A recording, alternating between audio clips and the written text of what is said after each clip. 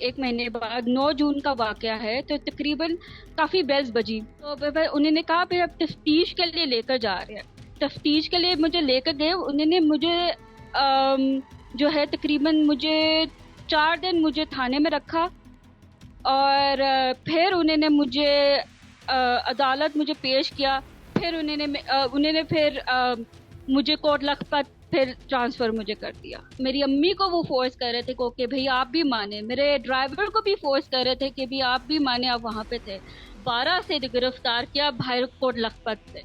तो वो इस तरह के उन्होंने मुझे फिर शादमान के केस पे मुझे डाला कि आपने शादमान के थाने पे तोड़ फोड़ की है। तो मेरी डॉक्टर यास्मीन से, का नाम जवेद, तैयबा राजा, खदीजा शाह, मेरी उनसे मुलाकात वहां पर हुई थी। और जगह भी उनके पास ज्यादा नहीं थी, लेकिन मजबूरी के तहत वो लोग साथ बाकी कैदियों के साथ कुछ टन पीटीआई खवातीन को वो रखते। अस्सलाम वालेकुम नाज़रीन, आप सियासत डॉट पी के देख रहे हैं। सौरभ बरकत आपसे मुखातिब है। लाहौर से सना मलिक हमारे साथ मौजूद हैं। जियो फेंसिंग में 9 मई के हवाले से इनका नाम आया। दो कि ये वहां पर यानी किसी भी प्रोटेस्ट में शरीक नहीं थी, लेकिन 27 दिन इन्होंने जेल के अंदर गुजारे हैं और 27 दिनों के बाद इन्हें जाकर रिहाई मिली है। मिस सना, अस्सलाम वालेकुम। जी वालेकुम अस्सलाम, क्या हाल आप है? 27 दिन जेल के अंदर रही जी जी बिल्कुल। और ये किस तरह से, यानी क्या वजह थी आपको जेल में डाल दिया गया? पता नहीं, वो अचानक 9 जून का वाकया है। ओके, तकरीबन जी आधी रात के वक्त बेल्स बहुत बजी। एक एक बेल्स इतनी बजी कि एक दफा कंफर्म, 9 मई का वाकया या 9 जून का? सॉरी, 9 जून का वाकया है। जून, मई, मई के बाद यानी एक महीने बाद। जी जी, 1 महीने बाद 9 जून का वाकया है। तो तकरीबन काफी बेल्स बजी, काफी ज्यादा बेल्स बजी, और पता चला थाने से लोग आए हैं। तो तो उन्होंने कहा भाई इनका नाम तो जियो फोरेंसिक में आया, which was I wasn't even there at the protest. So उन्होंने कहा भाई अब तफ्तीश के लिए लेकर जा रहे हैं। तफ्तीश के लिए मुझे लेकर गए, उन्होंने मुझे जो है तकरीबन मुझे 4 दिन मुझे थाने में रखा। और फिर उन्होंने मुझे अदालत मुझे पेश किया। फिर उन्होंने फिर मुझे कोट लखपत फिर ट्रांसफर मुझे कर दिया। और ये आप उस दिन 9 मई वाले दिन यानी प्रोटेस्ट में भी शामिल नहीं थी, आप कहीं पर भी नहीं गई हुई थी? नहीं, मैं जमान पार्क जाती थी जी, ऑन एंड ऑफ, लेकिन मैं प्रोटेस्ट पे उस समय शामिल नहीं हुई। तो फिर किस तरह से उन्हें आपने, आप लोगों ने उनसे पूछा नहीं, आपके वकला ने, कि फिर किस तरह से जियो फेंसिंग में आपका नाम आया? पता नहीं, वो अब आई डोंट नो, वो ब्लाइंड गेम खेल रहे हैं, ये मुझे वो आसमान पे तीर मार रहे हैं, या तो फिर जो भी का सपोर्टर है उनको किसी ना किसी तरह डरा के या धमकाने की वो हरबे इस्तेमाल कर रहे हैं, या तो फिर वो पीटीआई को जो सपोर्टर्स है उनको दबाना चाह रहे हैं। तो यही मुझे ज्यादा यही वजूहात नजर आती हैं कि इतना भी क्या, इतने को पार्टी को सपोर्ट करने का इतनी सजा मिली है कि भैया एक हमें बात बताएं कि जब ये विदाउट एनी रीजन हमें गिरफ्तारी डाली। ये नो नो जून को जब आपको लेकर गए, तो ये रात को किस वक्त आपके घर में आए? तकरीबन 12 बजे का वक्त होगा। तो रात 12 बजे आके आपके दरवाजा खटखटाना शुरू कर दिया? हाँ जी, हाँ जी। और थाने में आपके साथ क्या सलूक रखा जब आपको लेकर गए? और आप लोगों ने जाहिर है रेजिस्ट किया होगा कि आप गए ही नहीं, प्रोटेस्ट में ही नहीं शामिल थी, तो फेंसिंग, जियो फेंसिंग में कैसे नाम आ सकता है? वो जी वो चीज को बिलीव तो नहीं कर रहे ना, वो तो बस कह रहे हैं कि भाई वो तो फोर्स आप कर रहे हैं कि आप माने कि आप वहां थे, आप माने वहां थे। मेरी अम्मी को वो फोर्स कर रहे थे कि आप भी कहें, वो आपको फोर्स कर रही थी उनको कि भाई आप भी माने, मेरे ड्राइवर को भी फोर्स कर रहे थे कि भी आप भी माने, आप वहां पे थे। तो आप ये जो है ना, वो भी नहीं थे बेचारे, मेरी अम्मी को तो सियासत से कोई लेना देना नहीं है। वो ये फिर भी उनको ये कह रहे थे। तो जो उनकी हमें साइकी जो समझ आई है ना, वो बस ये आई कि वो हवाई कर रही है, और जो भी वो जो है वो लगे उनको ये पीटीआई का जरा से कहीं से कहीं जो है सपोर्टर है, बस इसको डालो, उसको खौफ डालो, बस। और अच्छा सारा, यही वजूहत नजर यानी आती। यानी वो जबरदस्ती आपसे ये सबसे, ये आप फैमिली से ये करवाना चाह रहे थे कि आप माने कि आप 9 मई में थे वहां? हाँ जी। और क्या उन्होंने कोई पैसे शैसे की भी आप लोगों से डिमांड की कि पैसे दे दें या मामला सॉर्ट आउट कर दें तो हम आपको छोड़ देंगे? नहीं नहीं, पैसे का उसने उन्होंने कोई मामला नहीं रखे।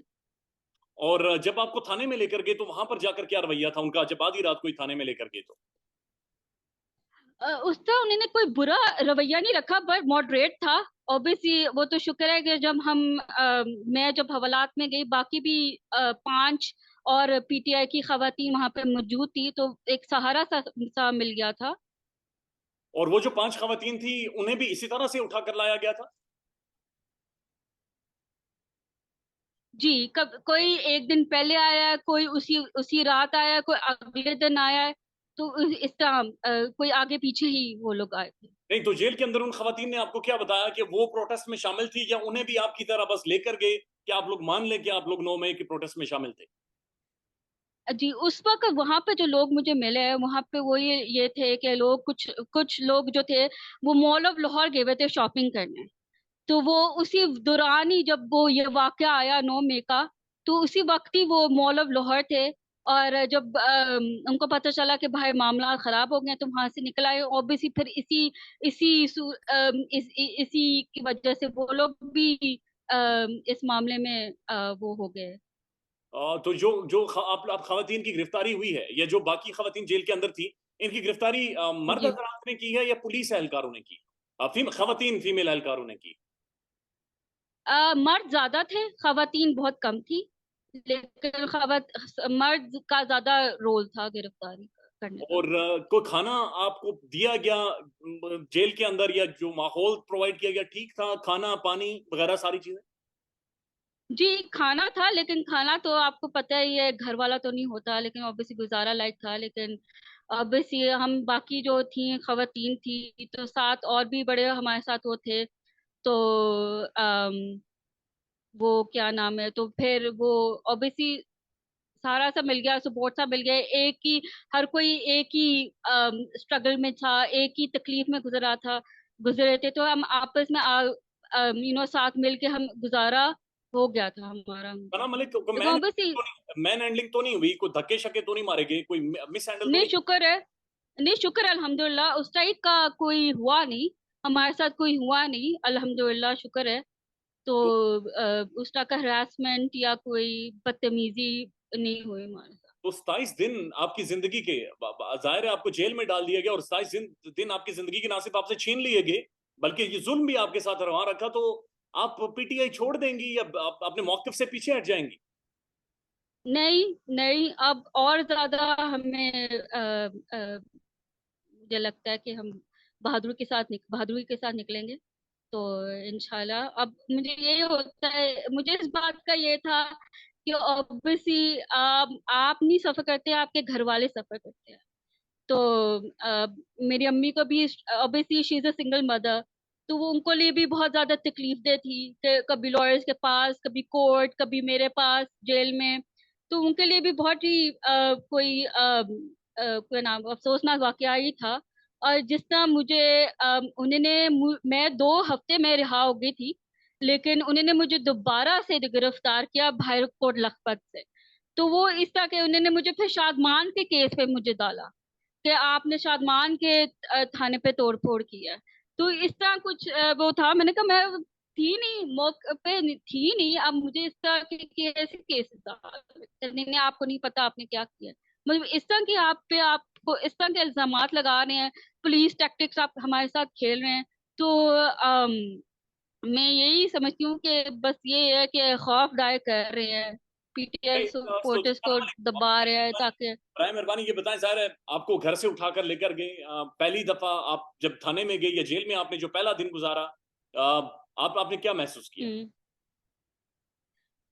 महसूस तो नहीं हो, बस ये खौफ था आगे क्या होगा।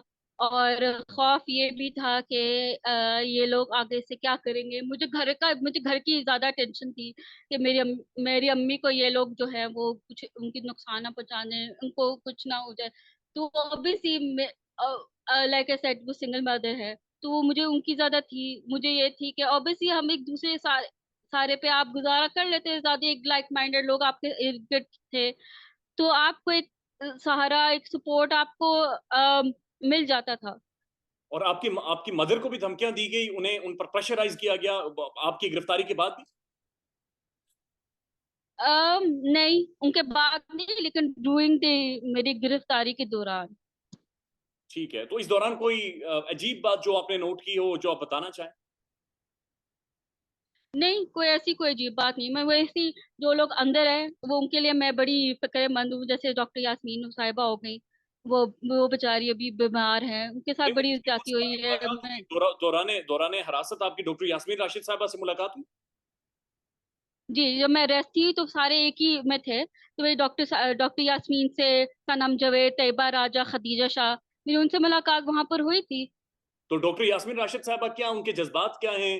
क्या उनका जो जज्बा है वो किस लेवल पर है? उनकी सेहत के हवाले से बताएं। वो उनकी सेहत तो खराब है, जाहिर सी बात है। वो आ, वो है, मुश्किल में है। तो जाहिर सी बात है, मैं दुआ गो हूँ कि वो जल्दी, वो लोग जो है वो सारे वहां से रिहा हो जाएं। हौसले सबके बुलंद है। ऑब्वियसली आपको घर भी याद आता है, घर वाले याद आते हैं, तो वो एक फ्रेज आता है आपके बीच में।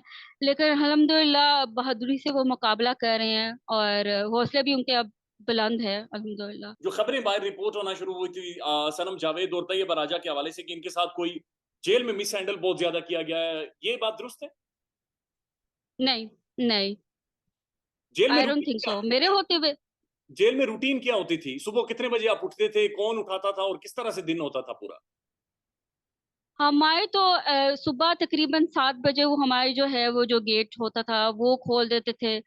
तो बस तकरीबन 7:30 बजे वो नाश्ता दे देते थे। तो उस समय फिर कभी कोई वॉक हो गई, वॉक कर लिया।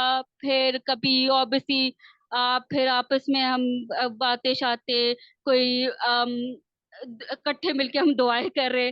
तो बस ऑब्वियसली एक दूसरे के साथ हो तो वक्त भी गुजर जाता है। ऑब्वियसली मुश्किल वक्त था, गुजार लिया बस। सियासी कैदियों और दूसरे कैदियों जो जराइम पेशा हैं, उनको अलग अलग रखा गया था या सब साथ ही थे? तकरीबन साथ ही थे। ऑब्वियसली वहां पर जगह बहुत महदूद थी, और जगह भी उनके पास ज्यादा नहीं थी, लेकिन मजबूरी के तहत वो लोग साथ बाकी कैदियों के साथ कुछ टन पीटीआई खवातीन को वो रखते थे।